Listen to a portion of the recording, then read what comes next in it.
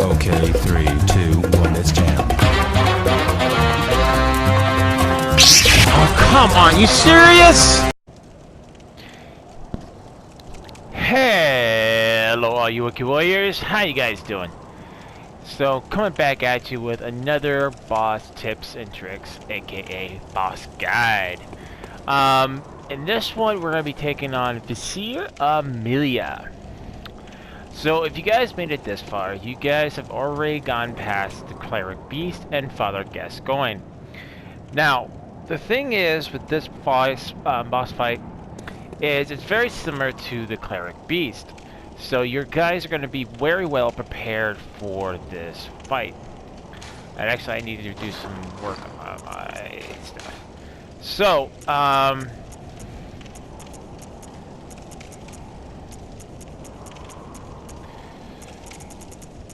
sadly I don't have any I don't have any Molotovs.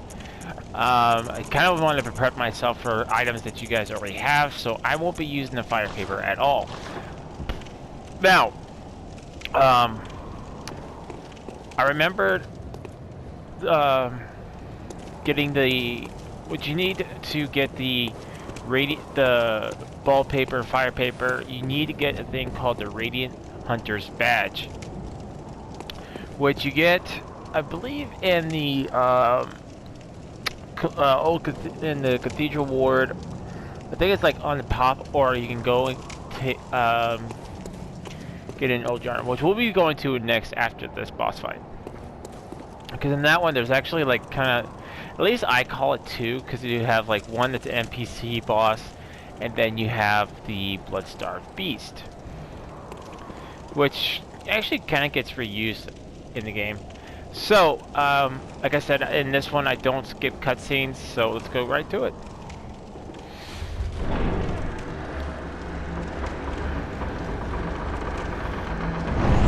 Now the cutscene won't proc right away, so I'm going to talk a little bit about the boss fight. So, with this boss, Vicar Amelia, like I said earlier, the boss does not, sorry, that does not. The boss is very similar to the Cleric Beast. The only thing is, I think this one is a little bit, I don't think she really stands up all right. The hind legs, if you want to put it that way. She mainly kind of sticks to the ground, but she does have a lot of slashing attacks. She is very weak to serrated. So if you at this point, if you guys are using the saw cleaver, you're gonna be okay for this fight. Now, if you have Molotov cocktails, those will come in handy. But then again, and like I said in the first fight when you fought the Cleric Beast, I would not recommend you just toss them willy-nilly. Like, I would kind of save them for like opportunities you can get some good damage in.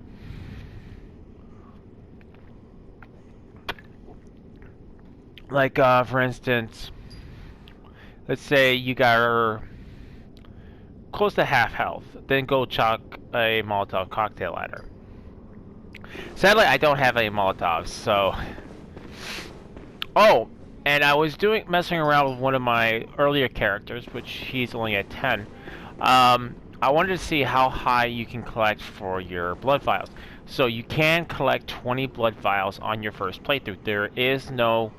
See, I haven't played this game in so long, I don't remember like all the nit and grit.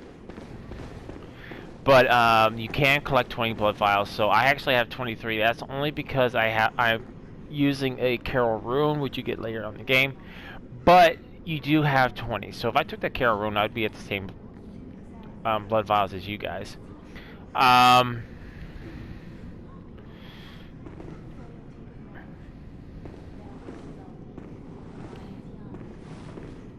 This is actually probably one of the more interesting fights because you actually get a pretty interesting cutscene. There's a lot of people who've actually just listened to her talk like while she prays because there's lore that she I guess says, but I never can really hear her. So here we go.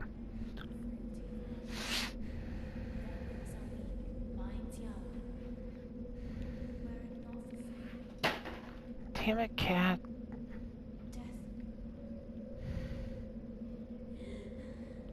Sorry guys, but my sister's cat Leo just knocked over a box I was putting all the Christmas cards in.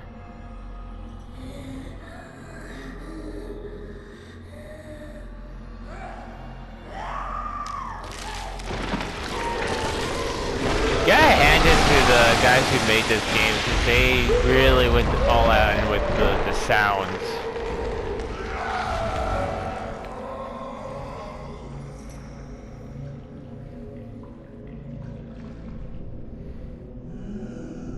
You'll destroy that box. Well, I can't pick it up right now. So as you can see, she is fairly different than fighting the cleric beast. Now, unlike the other cleric, like the fighting the cleric beast, this one I would say the best strat for this is get your couple hits in.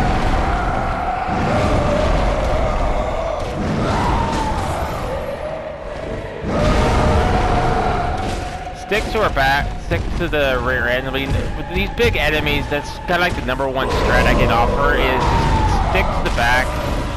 Get your hits in when you can, back away. Definitely watch out for that because as you can see, even though I'm a max character, she chucked me for a lot. Don't ever let her grab you. That will... She will probably... That'll be like a... Most likely, even for me, it'll probably be a death. Now, the nice thing about having serrated weaponry, like the saw cleaver, is you can induce bleed. As you can see, like when it procs, you can hear something like visceral attack, and how she's taking more bleed damage, or it looks like she's bleeding out more. That's because the saw, when you use serrated weaponry,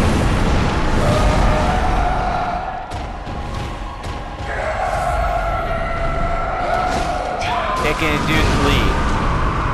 Definitely watch out for that attack. Look at this. Like, I'm at max health. I'm still getting like... Even though I think this is like New Game Plus 3 for me.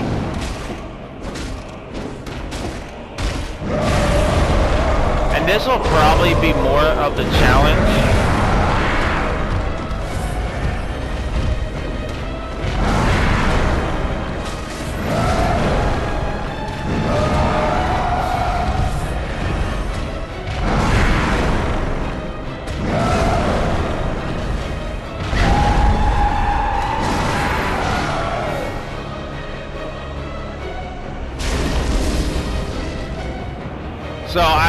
So the couple of pointers I would recommend for this fight is try to make sure you have at least 20 files in your hands before you fight this boss. Make sure you have a good serrated weapon, saw cleaver or the saw spear would really help you out in this fight. Try to level up a little bit before you take on this fight. Once you beat the cleric beast, you should be able to level up a little bit because after the cleric beast, the doll will wake up, and you are able to level up at that point. Now,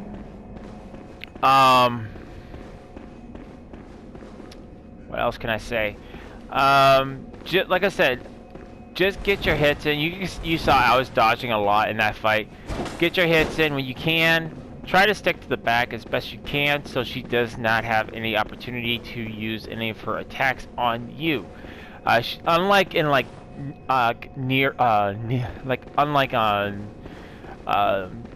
Neo or something like that, you don't want to stay in one position. But in this fight, in this game, you know, sticking to the back of the boss is actually preferable because the bosses don't usually have too many ways against it.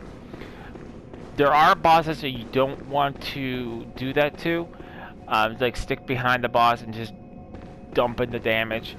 I'll be demonstrating those in the game in more videos.